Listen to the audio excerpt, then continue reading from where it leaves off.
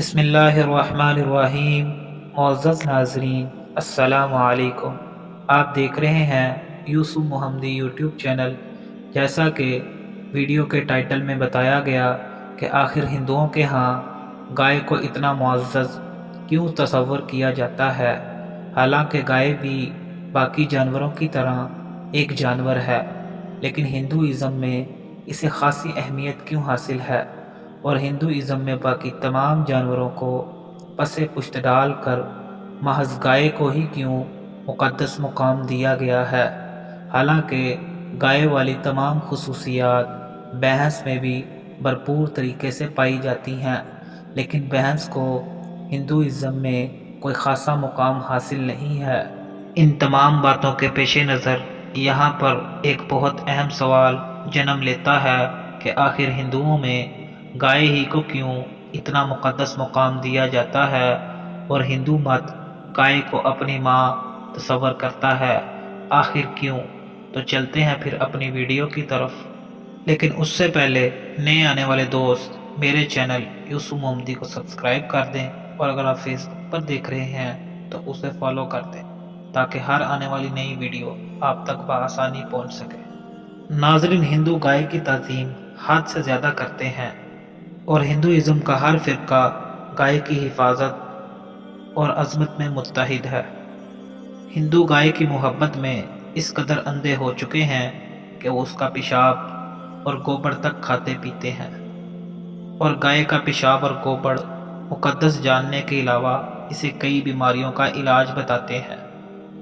گاؤ ماتا کی پوجا ہی وہ واحد اور یکتا مذہبی رسم ہے جو ہندوازم کے تمام فرقوں میں یکساں پائی جاتی ہے۔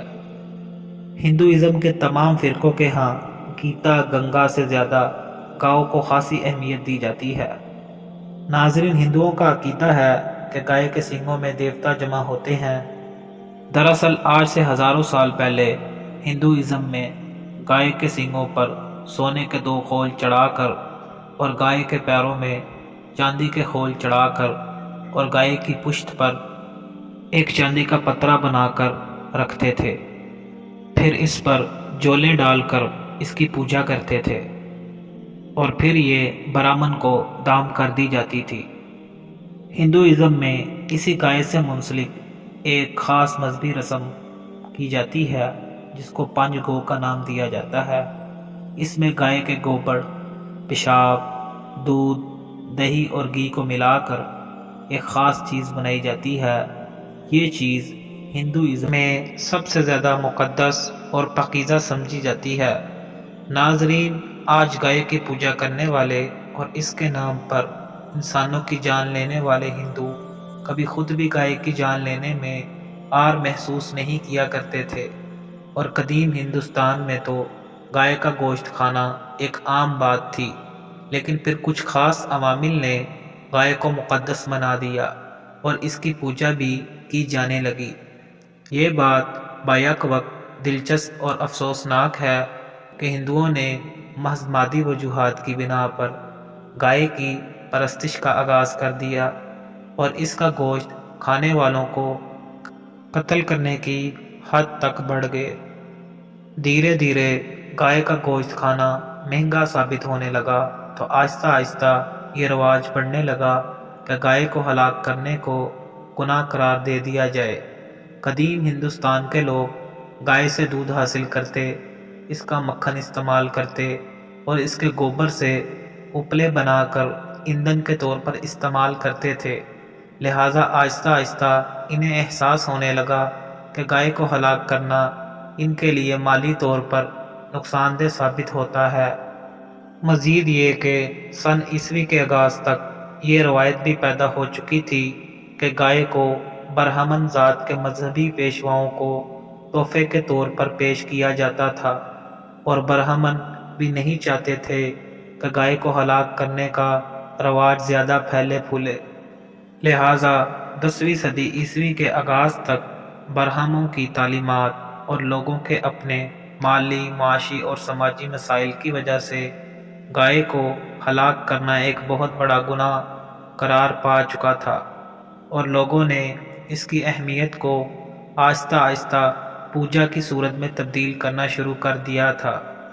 وقت گزرنے کے ساتھ ساتھ یہ نظریہ مقبول اور عام ہوتا گیا اور لوگوں نے نہ صرف گائے کی پوجا کرنے لگے بلکہ اس کا گوشت کھانے والوں کو بھی سخت سزاؤں کا نشانہ بنایا جانے لگا، اور حتیٰ کہ انہیں قتل کرنے سے بھی دریغ نہیں کیا جاتا تھا۔ اب صورتحال یہ ہو چکی ہے کہ عام ہندو سمجھتا ہے کہ گائے اس کے لیے ماں کی حیثیت رکھتی ہے اور اس کی پوجا کرنا مذہبی تقاضوں کے عین مطابق ہے۔ تاریخ دانوں کا کہنا ہے کہ ہندو برہموں کے ذاتی مفادات و خود غرضی اور عام لوگوں کی غربت، معاشی مسائل اور تنگ دستی ہی وہ عوامل تھے کہ جن کے نتیجے میں گائے کا گوشت کھانا چھوڑ کر اسے مقدس گو ماتا کا مقام دیا گیا۔ اس ساری بات کو کوئی غیر ہندو نہیں سمجھ سکتا اور نہ ہی ہندو اسے سمجھا سکتے ہیں۔ اب تک گائے کی حفاظت اور سیوا کے لیے ہندوؤں کی سینکڑوں جماعتیں اپنے فرائض سر انجام دے رہی ہیں، مگر آج تک کوئی یہ بتا نہیں سکا کہ ہندوؤں میں گائے کو آخر مذہبی اہمیت کیوں حاصل ہے۔ یہاں تک کہ گاندھی جی بھی اس کا جواب نہیں دے سکے کہ ہندوؤں میں گائے کو اتنا مقدس مقام کیوں دیا جاتا ہے۔ ناظرین، ہندو ہزاروں سال سے گائے کی پوجا کرتے آ رہے ہیں اور ان کی رگ رگ میں گائے کی محبت کا بھوت سوار ہے، لیکن یہ آج تک اس کی مذہبی وجہ نہیں بتا سکے۔ بلکہ اقتصادی دلیل بھی کچھ زیادہ قوی نہیں ہے۔ گائے اگر دودھ دیتی ہے تو باقی بھی بے شمار جانور دودھ دیتے ہیں۔ گائے کے دودھ سے اگر دہی اور دیسی گھی بنتا ہے تو یہ ساری خصوصیات بھینس کے دودھ میں بھی پائی جاتی ہیں، حالانکہ بھینس کے دودھ سے زیادہ دیسی گھی تیار کیا جا سکتا ہے۔ لیکن پھر آخر ہندوازم میں گائے ہی کو کیوں ماں کا تصور دیا جاتا ہے؟ میں چند سوالات ہندوؤں سے کرنا چاہتا ہوں کہ اگر گائے ان کی ماں ہے تو اس کے ناک میں نکیل کیوں ڈالی جاتی ہے؟ بھلا کوئی اپنی ماں کے ناک میں نکیل ڈالتا ہے؟ سوال نمبر 2، اگر گائے ان کی ماں ہے تو اس کا شوہر پھر اس کا باپ ہونا چاہیے، حالانکہ ہندوازم میں گائے جانور کے نر کو اتنی اہمیت حاصل نہیں ہے، اس کو عام جانوروں کی طرح ایک جانور تصور کیا جاتا ہے، لیکن اسی جانور کی مادہ کو ماں کا مقام کیوں دیا جاتا ہے؟ سوال نمبر 3، سائنس کے مطابق گائے کا گوشت پتر اور وٹامن و لمحیات سے بھرپور ہے، تو کیا وہ ہندو جو سائنس اور گیان یعنی سرسوتی پوجا کے قائل ہیں، سرسوتی پوجا کے لیے گائے کا گوشت کیوں نہیں کھاتے؟ سوال نمبر 4، رگ وید نامی ہندو کتاب کے اندر بھی گائے کی بلی چڑھانے کا ذکر و حکم موجود ہے، اسے ہندو پنڈت کیوں عام لوگوں سے چھپاتے ہیں؟ کیا گائے کو ماتا قرار دینے میں پنڈتوں کا کوئی ذاتی مفاد چھپا ہے؟ سوال نمبر 5، کچھ لوگوں کو چھوڑ دیا جائے تو مسلمان گائے نہیں پالتا، ہندو لوگ ہی گائے کو کسائی خانوں تک پہنچانے کا جوخم بھرا کام سر انجام دیتے ہیں، بیرون ممالک گائے کے گوشت ایکسپورٹ کرتے ہیں، کیا کوئی اپنی ماں کے گوشت کو بیچ سکتا ہے؟ سوال نمبر 6، اگر گائے ہندوؤں کے ہاں ماں ہی کا درجہ رکھتی ہے تو کیا کوئی اپنی ماں کو پیچھے سے ڈنڈے کے ساتھ ہانکتا ہے؟